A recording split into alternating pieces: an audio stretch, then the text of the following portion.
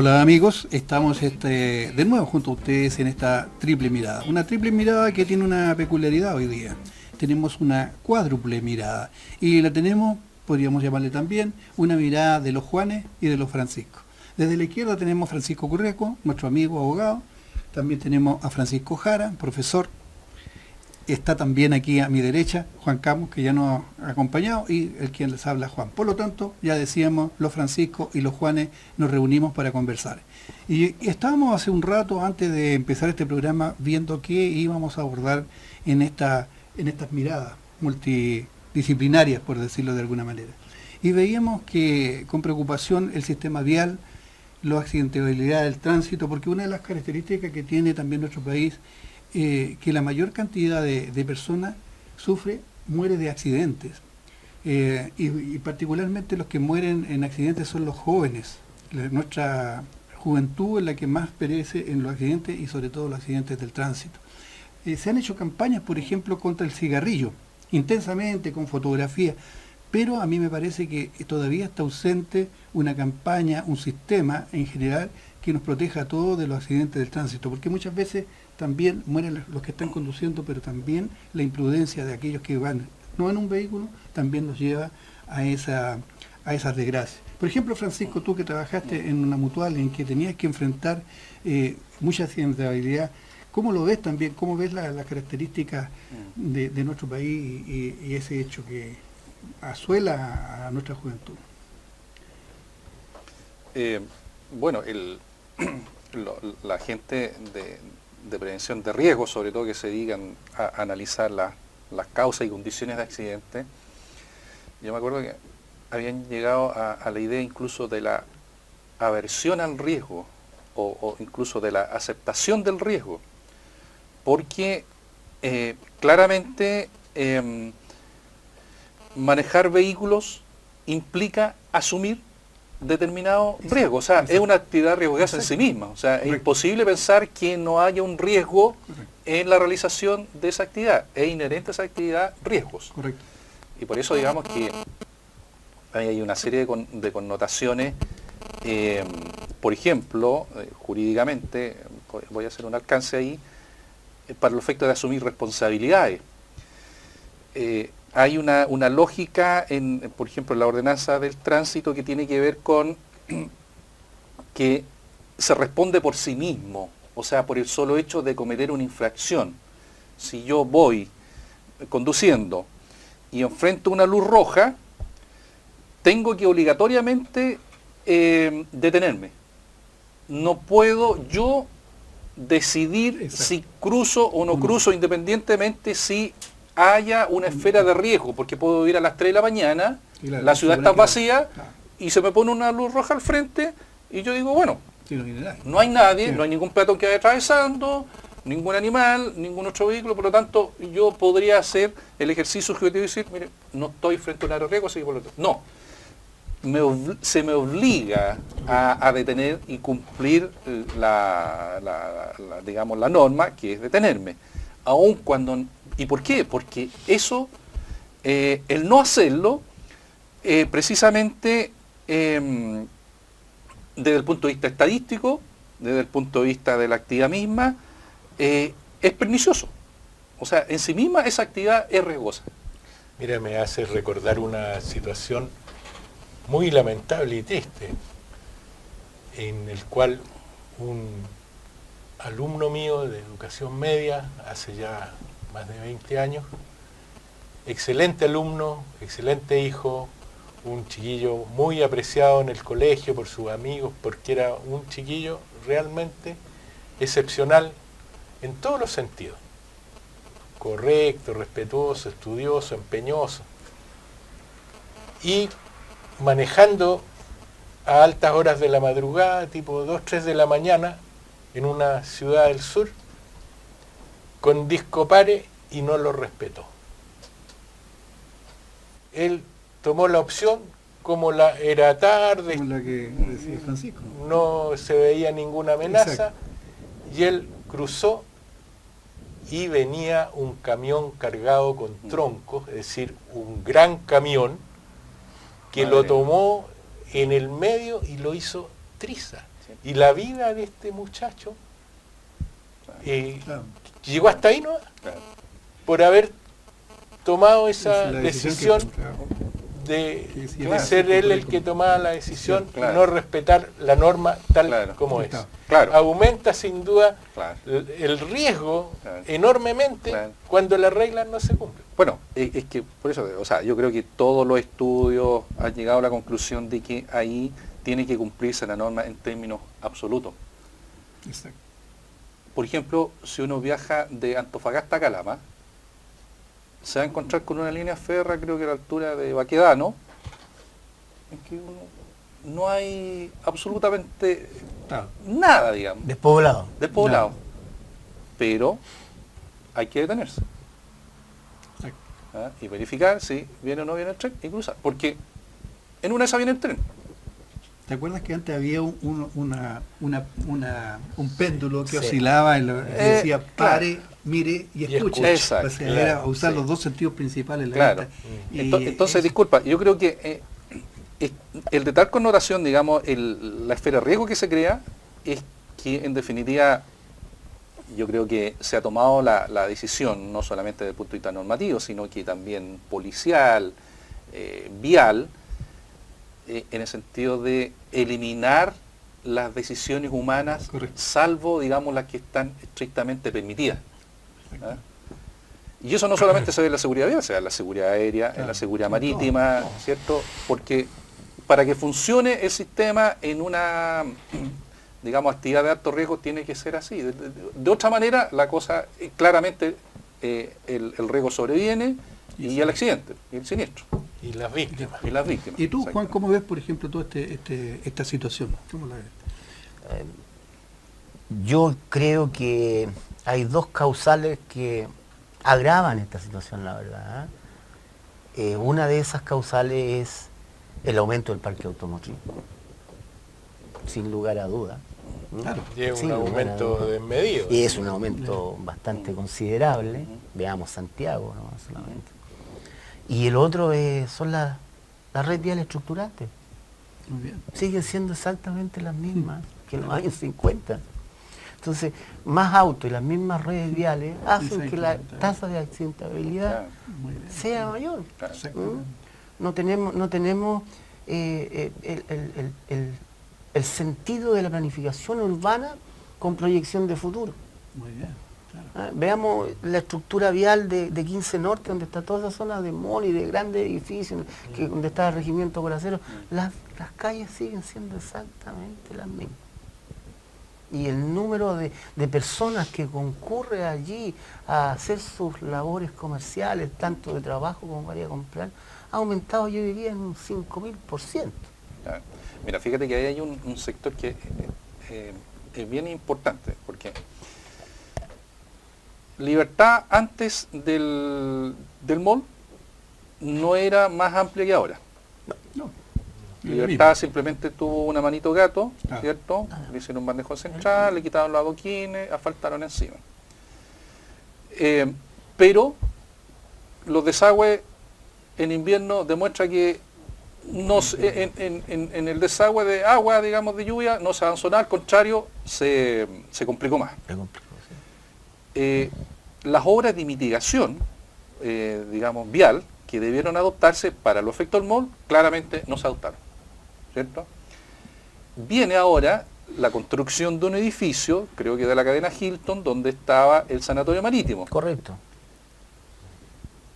a la cual, digamos, toda la gente del sector se opone por una serie de razones, entre otras viales. La ley Lorca, Claro, Entre otras. entre claro. otras. Sí. Pero ese proyecto, yo tengo entendido que ya ha pasado todos los...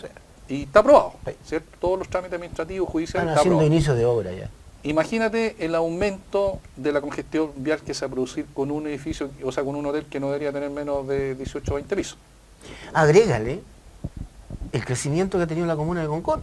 Ah, excelente, claro. Agrégale ese Entonces, otro claro, sector, o sector, sea, Claro. Claro. la comuna de Concón es la comuna que más crece dentro de la quinta región Claro. desde el punto de vista demográfico y que va a seguir creciendo. Claro, O sea, claro. entonces, el viaje desde, por decirte, la Universidad de Playa Ancha a Concón, Claro. va a ser un viaje Claro. muy complejo. Claro. Y cada día más la tasa de accidentabilidad Claro. se eleva en eso. Claro. Y también la tasa de demora, ¿no? Claro. De viaje, de transporte, destino. Y el tráfico se ha aumentado además de Claro. la cuestión de la población que habita Claro. en esa zona, con el turismo que Exacto. en esta región Agrégale. es enorme. Agrégale. No, si a eso le agregas Entonces tú tú le agregas- la saturación de los fines de semana y de Claro. periodo, digamos, de vacaciones, no. Ahí, digamos, es la tormenta perfecta. Y a eso le agregamos, hace muy poco, desde la playa Las Salinas hasta Reñaca, eran solo 2 vías, una para allá y una para acá. Claro. Y lo hicieron, ampliaron la vía, pero dejaron 2 vías bastante estrechas, muy justas, porque de lo contrario tendrían que haber sacado el cerro, haber hecho dinamización, ¿no es cierto? Y la tasa de accidentabilidad en la curva conocida como la Virgen Negra, Claro, ahí. Claro. ahí se murió el hijo del del alcalde diputado Cornejo. Cornejo, ¿no? Claro, El que era exacto. alcalde en ese tiempo, Por ¿se acuerdan? ejemplo. Claro. Y muchos otros, o sea, ahí hay una Claro. cosa de animita. Mira, para cerrar esta arista que yo abrí, digamos, para pasar, digamos, a otra arista de análisis, en esta dicotomía de aceptación del riesgo versus aversión del riesgo, a mí personalmente me llama la atención que todo demuestra una situación altamente riesgosa, con alta lesionalidad, digamos, muchas lesiones, mortalidad, etcétera, etcétera, todo catastrófico. Yo creo que claramente el accidente de carácter vial estadísticamente lejos, digamos, está en primer lugar. Y la mortalidad, por tanto, imagínate la cantidad de recursos de todo tipo, digamos, que hay que hacer. O sea, pero la conducta humana no es precisamente atemerle a ese riesgo, sino que aceptarlo y asumirlo. Asumir. Porque anda tú a convencer a alguien de que no se compre un auto.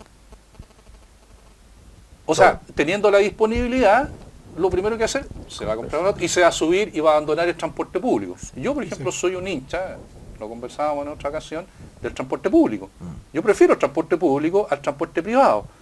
Y eso, digamos, también hay una reflexión ahí, en el sentido de que se gastan muchos recursos por una persona que va sola en el auto. O sea, Correcto. probablemente sea un tema de estatus, comodidad, de comodidad, lo que tú quieras. Pero desde el punto de vista de riesgo es una decisión que la verdad es que no tiene una consistencia ni lógica. O sea, pareciera ser que no es una buena decisión, por no decir mala. Oye, Y en Santiago, disculpa, se está produciendo un problema, sobre todo en Santiago, que están haciendo ciclorrutas. Entonces, los ciclistas con los automovilistas se están enfrentando, porque hay una guerra de trincheras ahí. Hay grupos, digamos, extremistas del ciclismo, los ciclistas furiosos, por ejemplo, Sí. o sea, grupos así.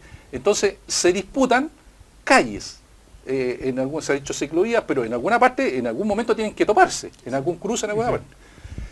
Los automovilistas altamente estresados, ya por las condiciones de tránsito, ahora se estresan más por la actitud del peatón de querer respetar o simplemente de atravesar donde no puede atravesar, más los ciclistas. O sea, ahí imagínate. Te quiero hacer solo un alcance. Hay otro elemento que se está incorporando a la red vial estructurante y que también tiene un alto signo de riesgo: la incorporación de las motos. Las motos están siendo cada vez el vehículo más utilizado para el transporte personal. Como en el Asia, por ejemplo. Sí, ¿Qué le fíjate que parece? sí, o sea, Claro. ¿por qué? Por su economía Claro. y por la capacidad de desplazamiento en los Claro, tacos, sí, ¿te fijas? claro, ¿no? sí, Entonces, claro. hay muchísima gente. Menor Yo volumen. creo que en esta semana que pasó, he escuchado por la radio 2 accidentes en moto en Viña con gente muerta, o sea, todos accidentes. Oye, yo creo que es tan interesante el tema que podríamos hacer una pausa, ¿no es cierto? Y estar inmediatamente con este tema, porque no podemos dejarlo, es tan importante como la vida de las personas. Así que hacemos una pausa y de ahí continuamos. Muy bien. Bien. Se abre una ventana a la cultura de León, Chile.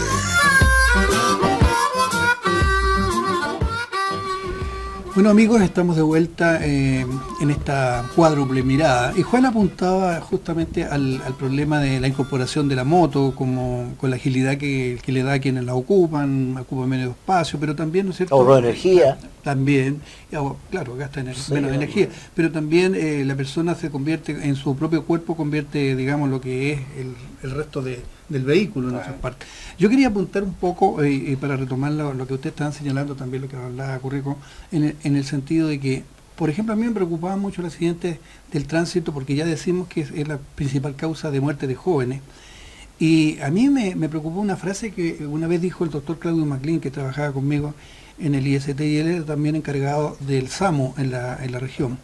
Me decía que cuando veía un calendario en rojo, un día festivo, sumado a veces también al día domingo clásico, él siempre decía: en el SAMU tenemos 10 muertos por cada día en rojo. Y decía que esa curva siempre se cumple, o sea, baja a 8, sube a 12, pero se mantiene 8. Y lo trágico, me explicaba él, que no es solo las personas que mueren en el accidente propiamente tal, hay mucha gente que muere posteriormente y que no queda registrado en la estadística a consecuencia. Y hay otras personas también que quedan secuelados, y aquellos que quedan secuelados son generalmente jóvenes de 20, 24 años arriba. Fíjense que lo curioso es que las personas arriba de los 50 años casi no sufren este tipo de accidentes. Pero generalmente después vuelven a tener cuando ya avanzan más en edad, porque empiezan a fallarle algunos de los sentidos, el oído, la vista. Pero en la franja que más es afectada es la de los jóvenes. Por eso que es tan importante, yo creo, enfrentar esta cosa. Y lo que tú apuntabas también. Te cuento una anécdota, Juan. Ya cuéntamela, por favor. A mi padre Cuéntame. le hicieron una operación en el hospital Van Buren en Valparaíso. Y corría el mes de septiembre. Y era un 18 de septiembre de semana larga. Y antes del 18 el doctor me dijo: lo vamos a dar de alta. ¿Y por qué, doctor? Le dije yo. Porque necesitamos camas. ¿Listo? Para el 18, me dijo: vamos a necesitar muchísimas camas. Sí. Entonces su papá ya está bien, se va para la casa, me dijo. Estaban preparando ya Claro. el tema de cama para los accidentes que ya iban a haber. ¿Viste? Sí, es un Sí, poco la... corrobora lo que tu planteaba el doctor hipótesis. MacLean. Claro, en ese sentido, y tú apuntaste delante también al hecho del problema vial. Por ejemplo, estábamos conversando también con Francisco, que él se acuerda, la Avenida España, por ejemplo, para mí es una arteria que ya está congestionada en extremo. Uno, si viaja los fines de semana, por ejemplo, en esta vía, va a ver que entre Valparaíso y Viña, sobre todo el flujo en las tardes de Valparaíso hacia Viña, es agobiante. Y yo me pregunto, ¿cuándo se aborda algo de eso? Se intentó, ¿no es cierto?, hasta los años 73, en el gobierno de Allende se quiso hacer una vía elevada con un proyecto que tú mencionabas, Francisco, ¿te acuerdas tú de eso? Sí, ese proyecto fue elaborado por la Facultad de Arquitectura de la Universidad Católica en los años 60. Ya. Y se le hizo mucha promoción. Recuerdo que incluso los que íbamos a visitar, porque estaba la maqueta completa, y se solicitaban firmas de apoyo para presentar el proyecto, y finalmente entiendo que se presentó el proyecto, pero vino el golpe militar, no alcanzó a tratarse el tema en el Parlamento y quedó ahí nomás. Se inició. Pero una vía elevada que partía de Caleta Barca Correcto, hasta el nudo Barón. correcto. Es decir, y que iba en parte por encima de la línea férrea y Por el mar. por el mar. Exacto. Es decir, y eso tenía una proyección de capacidad vial pensando en el desarrollo del parque automotriz Correcto. de 50 años. Perfecto. Todavía queda el vestigio, uno lo puede ver, Francisco, lo puede ver también uno en el sector de Barón, donde están todavía los pilares, que ahora ahí se suben los lobos marinos, las gaviotas. Estaba donde terminaba y empezaba a descender para llegar al sector que tú señalas, Barón. Era además de lo que tú dices, para descongestionar, tenía un gran sentido turístico también. Por eso es que lo elaboró la Universidad Católica, porque imagínense ustedes, era una vía que subía sobre el mar, los roqueríos, se elevaba para descender después frente a la población Pedro Aguirre Cerda, que es la que está en los aledaños de la Universidad Católica. Era uno de los proyectos. Yo creo que también en eso nos vamos quedando nosotros muy atrás, es decir, no avisoramos los problemas que se vienen, que se avecinan. Y el problema vial yo lo veo, todo apuntaba, Libertad también señalaban ustedes que ahí está, Francisco Correco también señalaba, y me preocupa porque en general, yo por ejemplo, sin ánimo que nos pongamos trágicos, pero estuvimos muy preocupados de los tsunamis. ¿Qué pasaría si se eleva el nivel del mar y alcanza la Avenida España? Nos quedamos sin ferrocarril y nos quedamos sin la Avenida España. Yo quise hacerte un alcance antes que pasáramos al tema ahí de la seguridad en el borde costero. La vía elevada es una vía estructurante nueva con visión de futuro. Claro. Eso era. Sí. ¿Ah? Eso sí que nos iba a dar una nueva vía, completa, nueva. Y al final quedamos en un híbrido, Claro, exactamente. mal conformado, y que además nos quitó un espacio público de una calidad extraordinaria. La piscina de recreo y los Muy baños de bien, mar de sí, recreo. excelente. Claro. Y ¿Ah? están aquí también. Claro. Pero no- Teníamos un patio andaluz arriba, ¿no es cierto? Una piscina de agua de mar, teníamos un espacio público extraordinario, yo me recuerdo perfectamente. Exactamente. ¿Ah? Era una Eh, piscina con casi olímpica. Sí, Sí, sí. y con baños calientes de Baños mar, calientes y con, de mar, y- sí. y con la playa al lado, o sea, Exacto. tú podías estar en la Sí. playa, podías estar en la piscina, eso quedan los vestigios todavía ahí, cuando Sí, uno pasa sí. en el tren puede ver la piscina ahí que está desbordada. Claro. Y los tetrápodos que están en la orilla de costa de ahí para allá también son parte de lo que era la vía elevada. Entonces, eso sí que era de futuro, esa era una nueva vía, estructura vial que era un aporte para la ciudad. Hoy día la ciudad va a seguir complicada, porque no se hacen este tipo de obras, la planificación se hace pensando en el corto plazo y no en el largo plazo. Correcto. Mira, se va a construir un nuevo centro comercial en Valparaíso, en la calle Juan Arroz con la avenida Argentina, al lado del Congreso.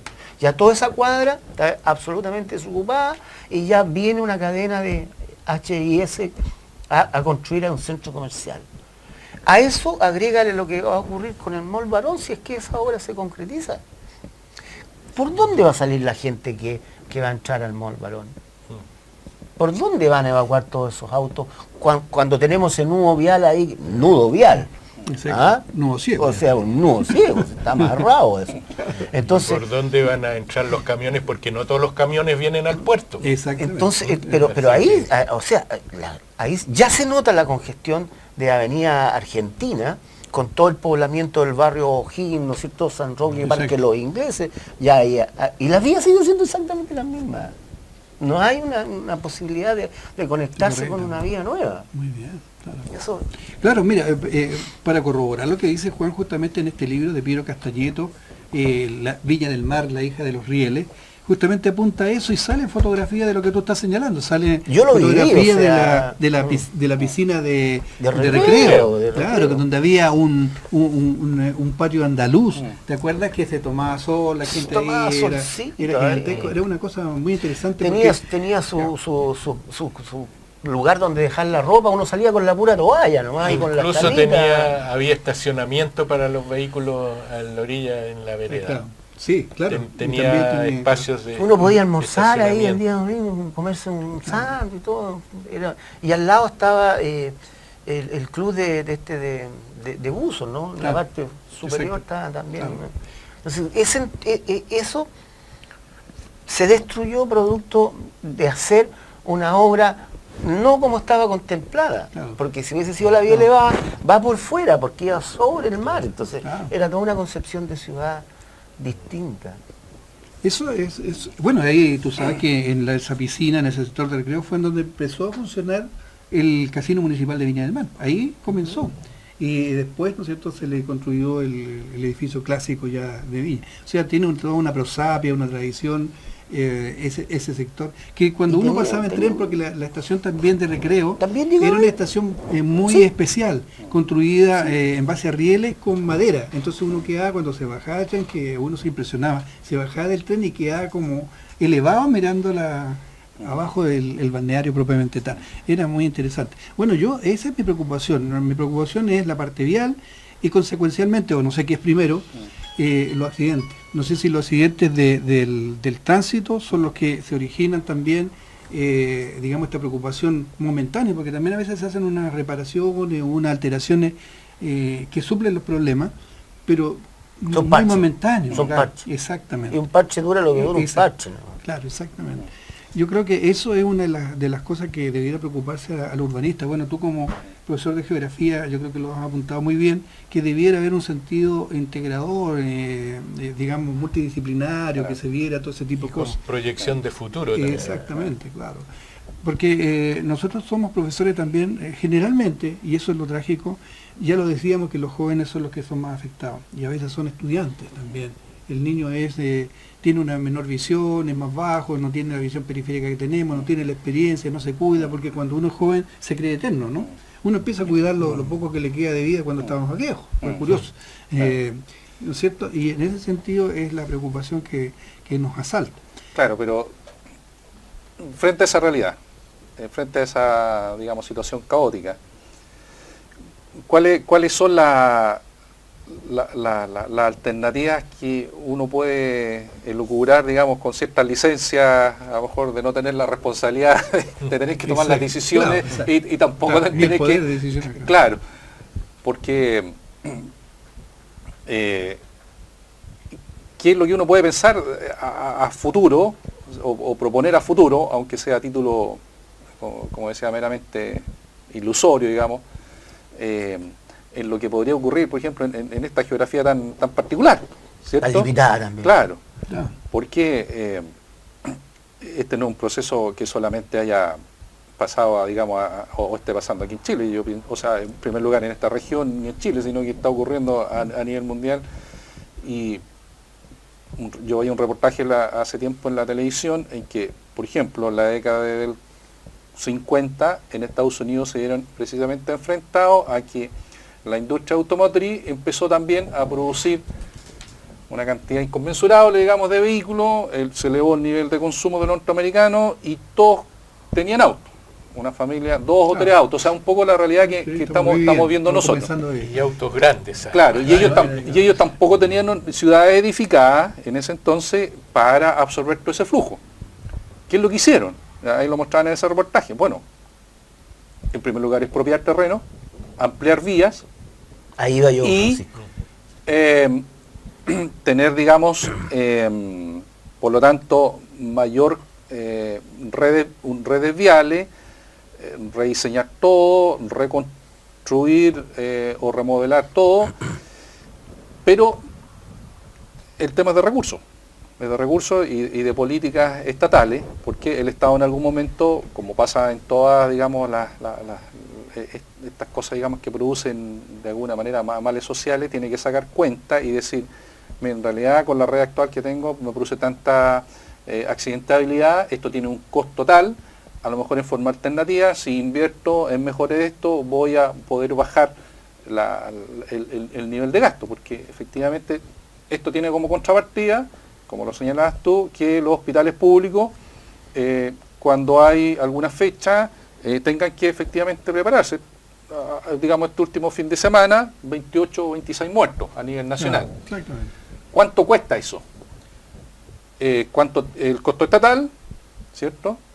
No solamente, digamos, en bienes materiales, sino que desplazamiento de todo tipo de funcionarios, de personas que se dedican a eso, la policía, bomberos, etcétera. El tratamiento médico. La infraestructura judicial que tiene que estar disponible, digamos, para hallar procesos adelante, etcétera. Sí. Una cantidad de gastos tremendo. Bueno, entonces, ¿cuánto? Más las pérdidas humanas que son irreparables. Irreparables, claro. que- La misma industria del seguro obviamente tiene que también que ¿cierto? Pagar las indemnizaciones y todo. Entonces, todo ese gasto, obviamente, uno puede decir, ¿cuál es la alternativa? ¿Cierto? O sea, eso, digamos, actualmente tengo entendido que existen las técnicas como para determinarlo, pero en forma alternativa, ¿qué es lo que se hace para, digamos, tener una red vial y sobre esa red vial incluso tener otras medidas mitigadoras, ¿cierto? Que aquí en esta zona obviamente tenemos digamos, la presencia histórica de ascensores. Claro. ¿Por qué no pensar, digamos, de nuevo en mejorar alternativas como esa o crear otra alternativa, Claro. ¿cierto? De transporte aéreo, Claro. transporte vía marítima, Claro, etcétera, Overcraft, etcétera, que etcétera. pudiera unir. Claro. Bueno, Sí. ahí tenemos. No, justamente yo creo que eso, porque otra de las falencias que detectamos es que nosotros seguimos, por ejemplo, un recorte de prensa que teníamos por ahí, hablaba de la renovación de los troles, que son un patrimonio también de transporte, pero tampoco hay una alternativa que se cree distinta a los asesores que alguna vez llegaron a unos sectores intermedios de la ciudad. Y yo les contaba a ustedes que leí en la prensa también y lo vi en la televisión, que en Bolivia se van a poner teleféricos. Y por ejemplo, a mí me llama la atención, también dicen que en Río, yo no conozco Río de Janeiro, pero me han contado que hay un teleférico grande. Y yo no sé por qué en Valparaíso no se ha implementado una cosa revolucionaria, nueva, que le dé una impronta a la ciudad distintiva. Yo no sé, por ejemplo, tú que has viajado, Francisco Jara, si algunas ciudades de Europa han enfrentado eso, porque por ejemplo en Portugal me han contado que mantienen los tranvías exactamente igual como hace ya más de un siglo funcionan, en las mismas características, con chicos y todo lo demás. Bueno, y también en Los Ángeles también hay tranvías. ¿Por qué no aquí se mantiene una o se crean alternativas nuevas? ¿Qué dificultades? ¿Cómo lo ves tú cuando Mira, estuviste en Europa? una cuestión que sí llama la atención en Europa es que los tranvías se han mantenido desde sus orígenes hasta la fecha, así como también las calles empedradas y las vías de los digamos de los tranvías en las ciudades también con empedrado. Y obviamente que en la actualidad los tranvías que transitan por esos rieles son tranvías de última generación, es decir, son con una gran capacidad, con una gran rapidez y comodidad para el ciudadano, como puede ser un metro, con la diferencia de que en este caso van por la superficie, que por lo demás, mirado desde el punto de vista de lo que es el turismo, sin duda que poder transitar en un servicio de transporte público como lo es un tranvía, que te recorre y puedes recorrer la ciudad completa, sin duda que es maravilloso. Ahora, hay otras ciudades, digamos, no hay muchas capitales que tengan esta situación de los cerros que tenemos nosotros. En Canadá existen algunas ciudades como Quebec City, que sí tienen cerros y tienen sistemas de elevadores modernos. O sea, la tecnología que está. llegan, claro, si la tecnología para hacer ese tipo de cosas La existe. tecnología está. En otras partes existen teleféricos, y uno muchas veces los puede ver incluso en películas de cine que se ven en los canales de televisión. Teleféricos con una gran capacidad para llevar personas, y que significa que pueden cruzar de un lado a otro, como es la perspectiva que tienen en La Paz. Es decir, La Paz está hundida en un hoyo, por así decirlo, entre medio de montañas del macizo de los Andes, y por lo tanto son una solución viable, y la tecnología para hacerlo está. El tema es tener visión de país y tomar las decisiones más allá de cuánto cuestan. O sea, porque los costos al final son mayores cuando se tiene menos visión de futuro y menos visión también social, de que este es un problema social y no un problema de privados que quieren asegurarse sus bienes privados o sus medios privados en desmedro de lo que la mayoría de la población necesita. Yo quiero aportar ahí al tema de Francisco y de los dos Franciscos. La obra de la vía elevada fue una obra del Estado de Chile, cuando el Estado tenía un rol distinto al que tiene ahora. ¿Te fijas o no? Fue estatal, fue una obra concebida por el Estado, para ser realizada por el Estado. ¿Te fijas? Y ahí donde yo le echo de menos al Estado hoy día, y a la planificación urbana que conversábamos el otro día. ¿Ah? O sea, yo tengo claro de que la planificación urbana me tiene que decir cuánto voy a necesitar yo y a quién le tengo que expropiar.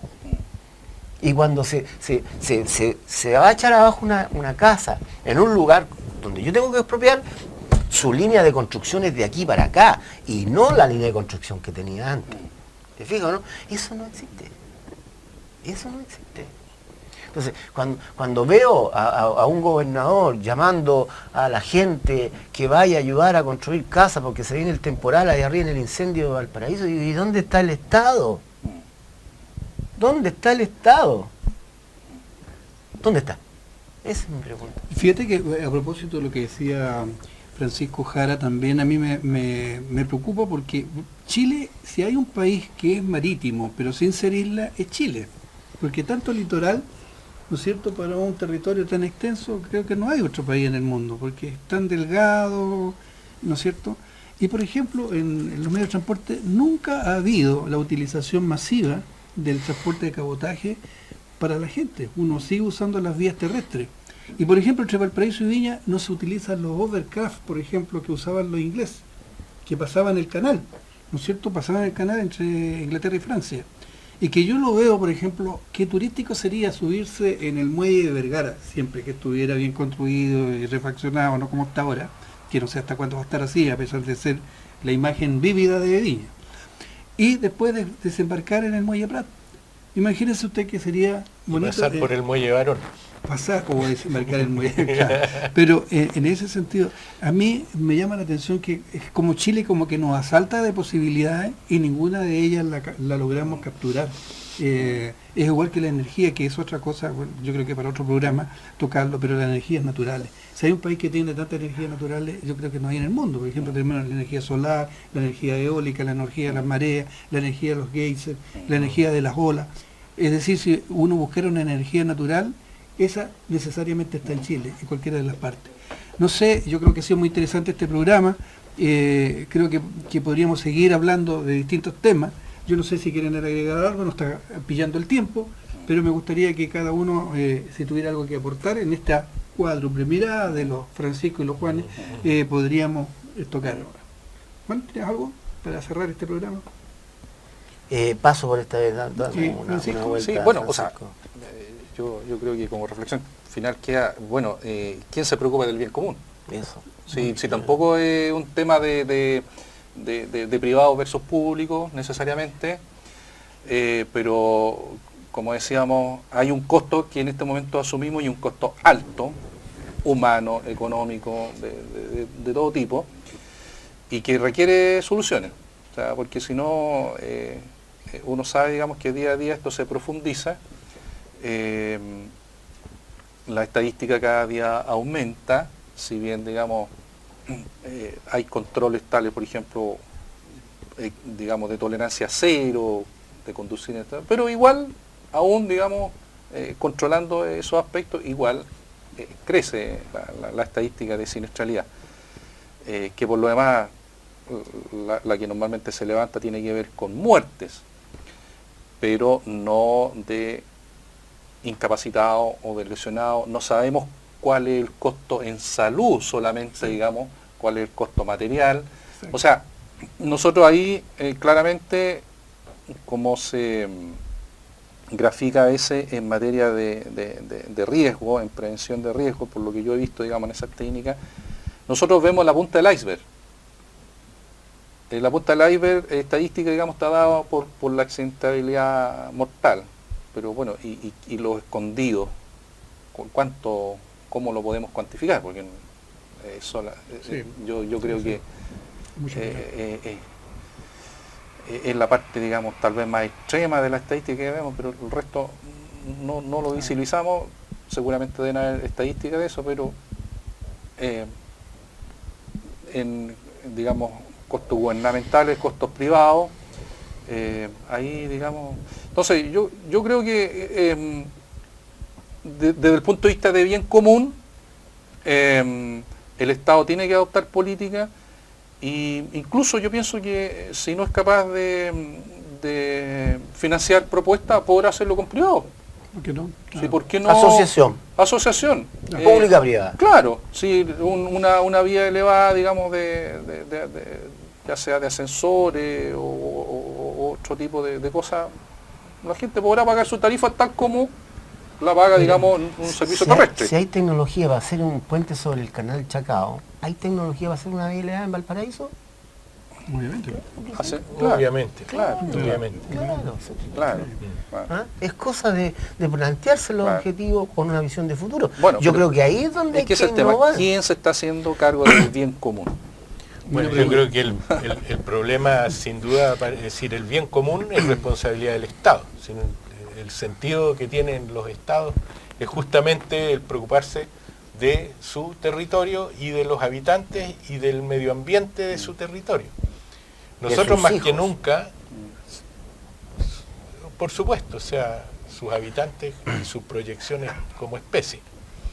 Nosotros tenemos un problema que esperamos que se solucione pronto en Chile, que es el tema de la subsidiariedad del Estado. Es decir, el Estado no puede estar porque la Constitución que nos rige lo prohíbe.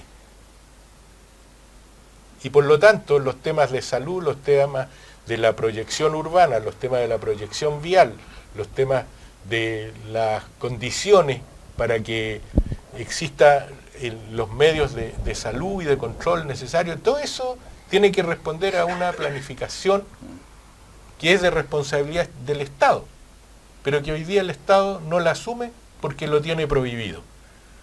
Es un gran tema y creo que da para mucho Exacto. seguir discutiendo. Sí, Lo dejaremos para otra oportunidad. Se entusiasmó Juan de Sí, yo creo que el transporte público no está a la altura de las necesidades de la gente. Perfecto. No está Sí, solucionando justo, nada. está solucionando ya, pasa, pero en esa frase Ah, se resume. yo creo que sí, por ejemplo, se han transformado en un ente que da un buen servicio y que podría ser mejor, es el Metro Valparaíso.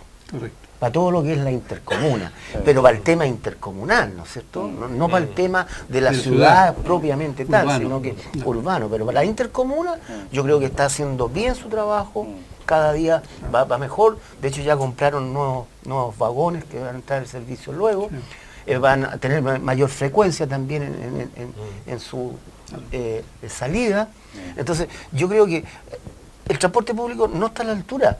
Y no está a la altura por el criterio económico. La gente de Placilla, en la noche, queda sin locomoción colectiva para Viña, por ejemplo.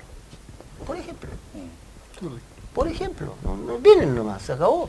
Hay que ir de Viña a Valparaíso y de Valparaíso tomar por criterios meramente económicos. Entonces nos hace falta un transporte público a la altura de lo que significan las necesidades y nos hace falta innovar también en el tema. Bueno, yo creo que eso es interesante, tenemos muchos temas, quedamos con ganas de seguir conversando, creo que también necesitamos que ustedes nos den opiniones de nuestro programa, nos den sugerencias. Nosotros tenemos en carpeta, por ejemplo, tocar la educación con todo lo que ello implica. Creemos que las personas tienen que cambiar también, tenemos que mejorarla, porque las personas tienen que pedir unos cambios como los que está señalando Juan y lo que hemos visto también en este programa, o sea, pedir y hacer cosas para mejorar, digamos, esta vida en general.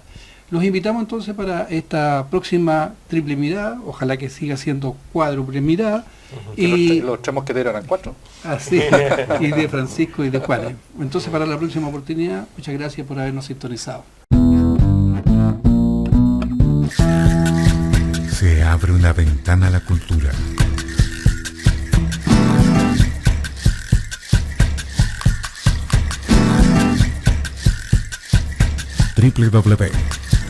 www.tvon.cl